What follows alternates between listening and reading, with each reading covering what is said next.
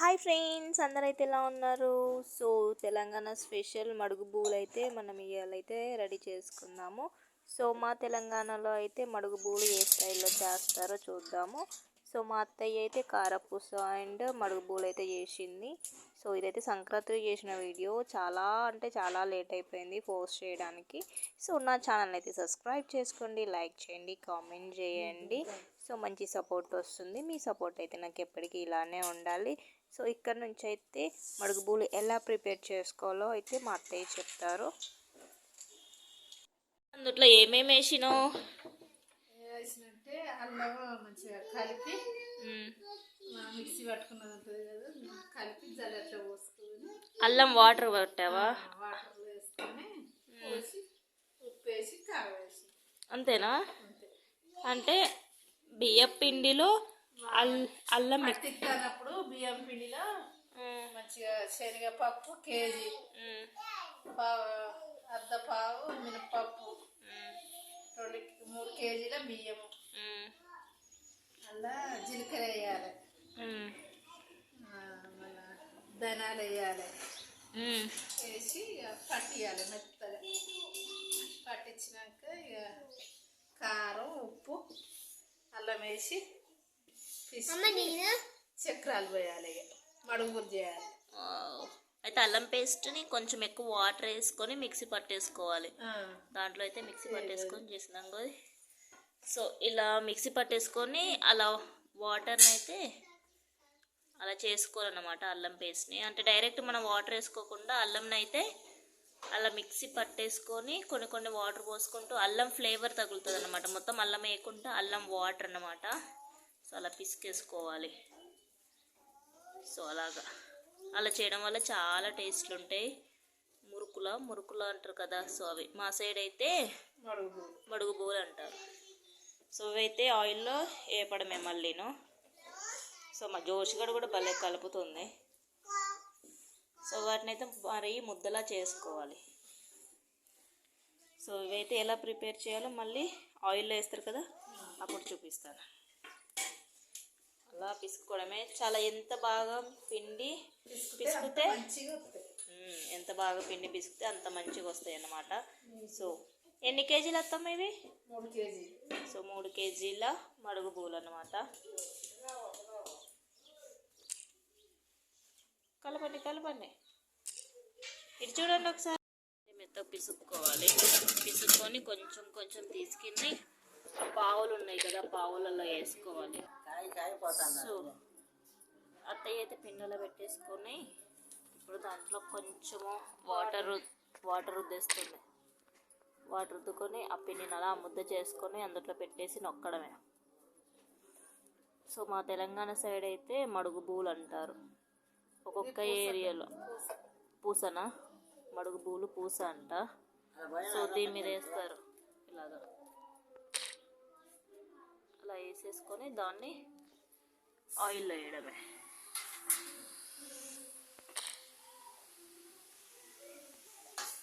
రెండు వేసుకుంది అందులోనే. 3 పట్టవులే, ఎందుకంటే చిన్న బ్యాండీ కదా.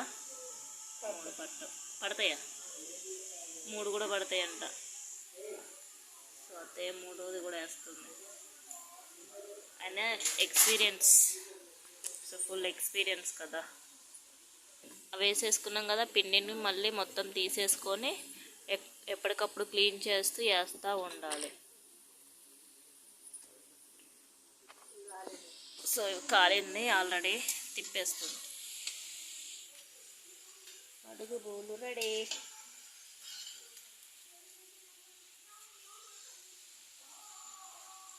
అంతేనా? మరల వేయడం ఉండదా? అది బాగా కాలిందంట.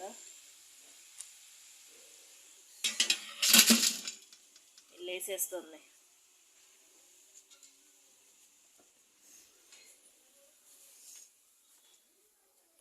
మగ్గు బూలు. సో ఒక్కొక్కటి తీసుకొని ఇందులో వేసుకోవడమే. మళ్ళీ ఇంకొంచెం ఒక ముద్ద తీసేసుకొని ఆ ముద్దను అలా మెత్తగా పెట్టేసుకొని ఆ పావులు అంటారు ఇటు సైడ్, ఆ పావులలో పెట్టేసి మళ్ళీ నొక్కేయడమే. సో ఇలా ఇలా మేక్ చేసుకోవడమే. అలా ఒత్తేసుకొని ఆయిల్లో వేసేసుకోవడమే. కానీ చాలా టేస్టీగా ఉంటాయి. టీలో ఎక్కువగా తింటాం వాళ్ళు ఇక్కడ వాళ్ళైతే. నేను కూడా చిన్నప్పుడు బాగా తినేదాన్ని. టీలో నానబెట్టేసుకొని, టీలో నానబెడితే టీ చాలా టేస్టీగా వస్తుంది, చాలా బాగుంటుంది టీ కూడా. నానబెట్టేసుకొని అలా తినేవాళ్ళు. చాయ్లో అప్పలు, తెలంగాణ వాళ్ళం కదా, చాయ్లో అప్పలు నానబెట్టుకొని తినేవాళ్ళం. సో మా అత్తయ్య నవ్వుతుంది. నువ్వు తినవా చాయ్లో పెట్టుకొని? చాయ్ నానబెట్టుకోవా? నానబెట్టుకొని చెవి చేసుకొని ఏం చేసుకొని? చెంచాతో. మాకెళ్ళి చెంచా స్పూన్ చెంచా అంటారు.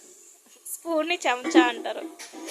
సో చెంచాలో పెట్టుకొని తింటారు, చెంచాతో తింటారు.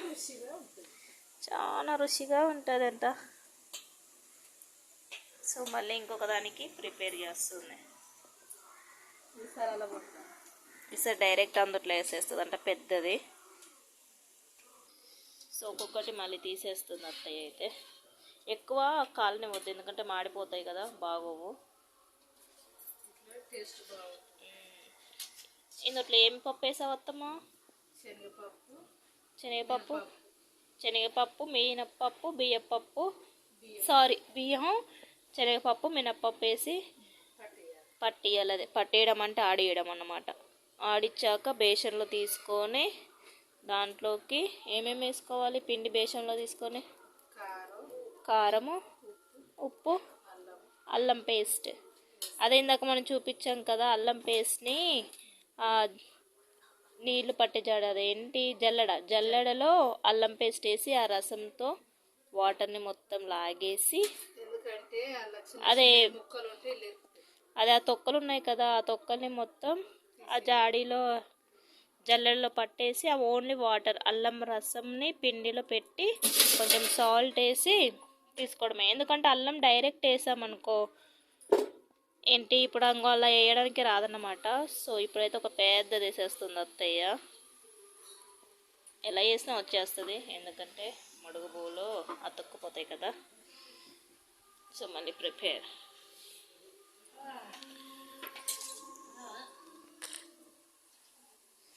మా అమ్మగారు పడుకున్నారు రూమ్లో, చూసి వెళ్ళి. సో మేమైతే ప్రిపేర్ చేస్తున్నాము. కానీ చాలా టేస్టీగా ఉంటాయి. చలికాలంలో కొంచెం మన్ని చాయ్లో వేసుకొని తింటే మాత్రం సూపర్ లెవెల్ అనమాట.